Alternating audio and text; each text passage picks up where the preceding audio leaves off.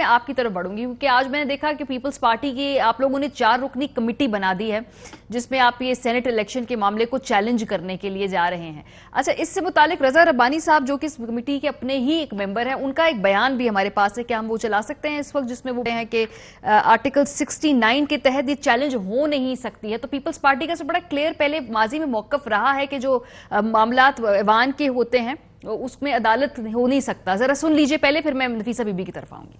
Article 69 of the constitution 1973 ये कहता है कि जो इंटरनल प्रोसीडिंग्स ऑफ पार्लियामेंट हैं, they can not be called in question by any forum और एनी कोर्ट ऑफ लॉ। आप पार्लियामेंट की इंटरनल प्रोसीडिंग्स में इंटरफेयर नहीं कर सकते।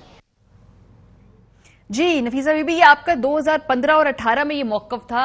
अभी आप लोग इन्हीं पार्लियामेंट्री प्रोसीडिंग्स के उसके कॉन्टेक्स्ट में दोबारा अदालत में जाना चाह रहे हैं, तो अब किस तरह से आप लोग होपफुल हैं, क्योंकि प्रिंसिपली पहले भी आपका ये मौकफ रह चुका है कि भाई ये नहीं हो सकता अदालत के अंदर डिस्कस मामला।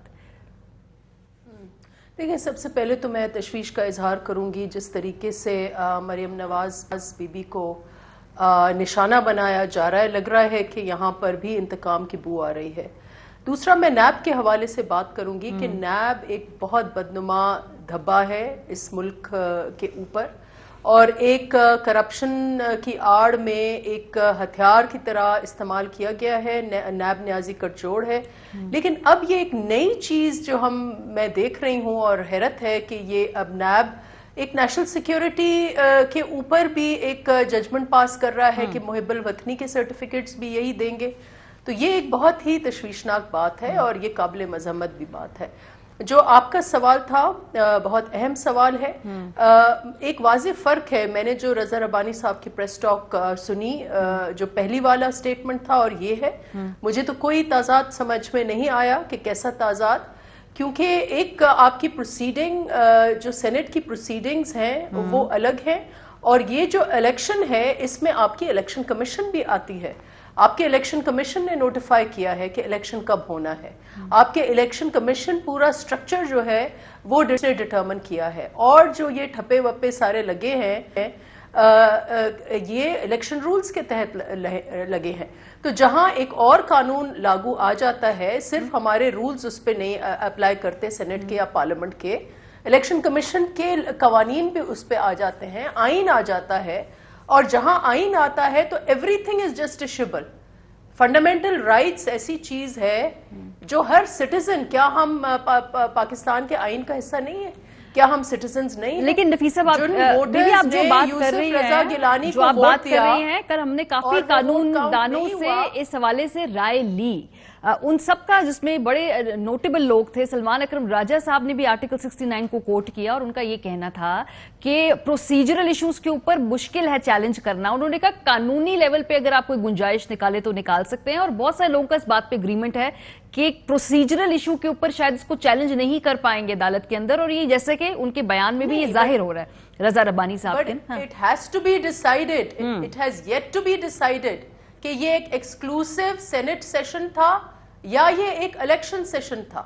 अगर ये इलेक्शन सेशन था और इलेक्शन रूल्स और आइन दोनों इस पे और अप्लाई कर रहे हैं, मैं कानूनदान नहीं हूं, लेकिन आफ्टर ऑल हमारे पास एक बहुत अच्छी लीगल टीम है जिसमें फारूक नाइक हैं, कई और वकील, खुद रजा रब्बानी साहब कानूनदान हैं। He is an architect of the one of the architects of the 18th amendment. उन्होंने बहैसियत चेयरमैन सेनेट के उन्होंने एक मिसाली काम किया है। तो these lawyers have to be taken seriously. Legal opinion हो सकता है उसमें कुछ वकीलों का कुछ और व्यू हो, लेकिन बहैसियत खुद एक लेजिस्लेटर मैं ये समझती हूँ, क्योंकि हमारे जो इलेक्शंस हुए वहां तो बराह रास्त रिटर्निंग ऑफिसर इलेक्शन कमीशन का बंदा था। अगर उसकी वायोलेशन, अगर वो इलेक्शन कमीशन का कोई वायोलेट करता है तो मैं ये कहूंगी कि नहीं, नेशनल असेंबली की प्रोसीडिंग्स है, कोई इसको टच नहीं करता। इस पे यहाँ पर अनफॉर्चुनेटली फॉर अस एक जीडीए के मेंबर, एक सिलेक्टेड मेंबर प्रिजाइडिंग ऑफिसर बने, और उन्होंने अपने आप की, मैं समझती हूँ बहैसियत सीनियर पार्लियामेंटेरियन, ایک بہت بڑا ان کی ریپوٹیشن پر یہ دھبا ہے جو ان کو فالو کرے گا. لیکن یہ الیکشن، یہ میں نے بھی ڈبل چیک کرا لیا ہے، یہ الیکشن کمیشن کے نیچے نہیں آتا. جو انٹرنل سیکریٹریٹ ہے سینٹ کا اس کے نیچے آتا ہے. میں تھوڑی سی طاہر صاحب اگر آپ بھی قانونی طور پہ مجھے کریکٹ کر دیجیے. یہ کیسی بات ہے کہ ہماری الیکشن ہمارے پاس سینٹ کی الیکشن کمیشن کراتا ہے. یہاں مجھے بتائیں ڈبے کون لے کے آیا؟ مجھے تھوڑا سا قانونی طور پہ معاونت طاہر صاحب آپ یہاں پہ کر دیجئے کہ یہ پروسیجرل جو طور پہ یہ کو ایکسپلین کر دیجئے اس الیکشن کو کہ کیا یہ الیکشن کمیشن کے جو رولز ہیں اس کے تحت اس کو ہوگا یا یہ انٹرنل پروسیڈنگز ہوگی جو سینٹ کی.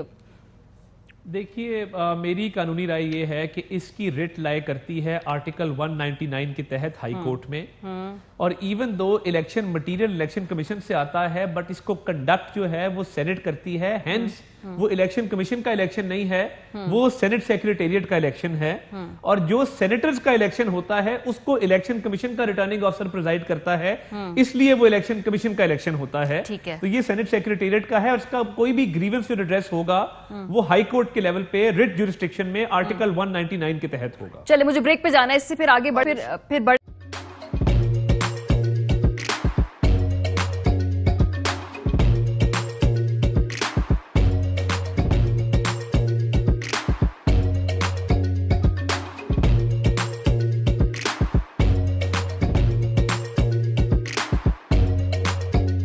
Instead of saving up for a new toy or a trip to Disney World, a 7-year-old بدلاً من توفير لعبة جديدة 来自阿拉巴马州的一名7岁女孩没有花 एक नए खिलौने या डिज्नी वर्ल्ड की यात्रा के लिए बचत करने के बजाय Alabama Anstatt für ein neues Spielzeug oder eine Reise nach Disney World zu sparen, hat Anstatt für un neues Spielzeug oder eine Reise nach Disney World zu sparen